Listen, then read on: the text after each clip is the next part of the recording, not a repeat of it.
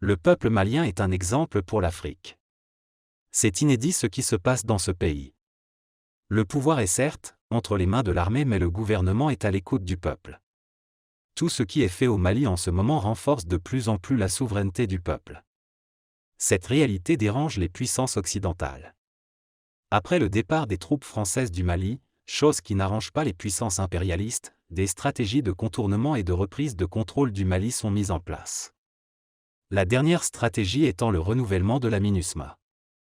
Mais en face, ces stratégies sont déjouées par le gouvernement malien qui ne commet presque pas d'erreur, car étant déterminé à protéger les intérêts de son peuple et à restaurer la sécurité entre ses frontières.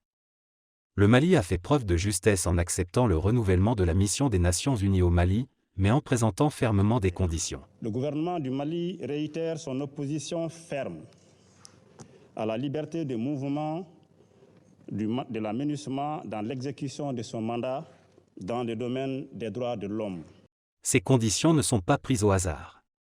Elles empêchent à quiconque souhaite déstabiliser le Mali de se déployer. Vous avez suivi le 13 juin, j'ai été dépêché à New York pour faire entendre la voix du Mali, qui dès le début n'a pas souhaité s'opposer au renouvellement du mandat, mais a mis un certain nombre de conditions. Ces conditions sont au nombre de 3. Le premier, c'était l'opposition ferme au recours à Barkhane, suite à une demande des Nations Unies et de la France, pour que Barkhane apporte un soutien aérien français à la MINUSMA pour exécuter son mandat. Nous avons dit non. Et les membres du Conseil ont suivi notre opposition et finalement cette question a été enlevée de la table. La deuxième grande préoccupation du Mali, elles sont au nombre de 3, c'était justement sur la question des droits de l'homme où nous voyons un certain nombre de pays qui s'abritaient derrière les questions de droits de l'homme pour pouvoir créer des problèmes au Mali. C'était ce qu'on appelait la politisation des droits de l'homme, l'instrumentalisation des droits de l'homme, où des ressortissants même de certains pays qui sont présents au sein de la MINUSMA utilisent cette mission à d'autres fins que nous avons dénoncées. Donc pour nous, le pays Mali n'est pas opposé à la question des droits de l'homme, mais nous trouvions que la demande spécifique de dire qu'il faut que la MINUSMA fasse des enquêtes indépendantes, nous nous sommes opposés parce que nous trouvons qu'il s'agit de prérogatives régaliennes de l'État malien. C'est dans cette logique que le ministre malien est allé imposer la souveraineté du peuple malien devant l'OTAN, chose que n'a pas apprécié le ministre espagnol des Affaires étrangères, José Manuel Albarès, qui par manque de tact affirme qu'il serait favorable à une intervention des forces de l'OTAN au Mali. L'actualité, monsieur le ministre, c'est aussi le sommet de l'OTAN. Le ministre espagnol des Affaires étrangères n'a pas exclu une intervention de l'OTAN au Mali. Comment comprenez-vous cette déclaration, monsieur le ministre? Cette déclaration est inacceptable.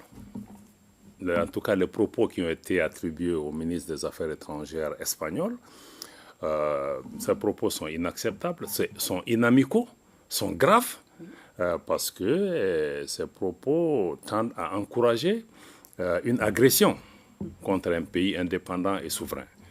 Je dois dire que nous avons convoqué aujourd'hui l'ambassadeur d'Espagne au niveau du ministère des Affaires étrangères pour élever une vive protestation par rapport à ces propos.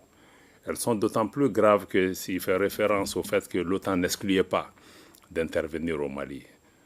Mais nous avons rappelé que le ministre doit se rappeler que la situation actuelle d'insécurité et d'expansion du terrorisme au Sahel est surtout liée à l'intervention de l'OTAN en Libye, dont nous payons encore les conséquences. Donc ça sera très mal inspiré de pouvoir s'engager sur cette voie. Nous avons demandé des explications, une clarification de cette position au gouvernement espagnol. Nous espérons que cela va venir assez rapidement.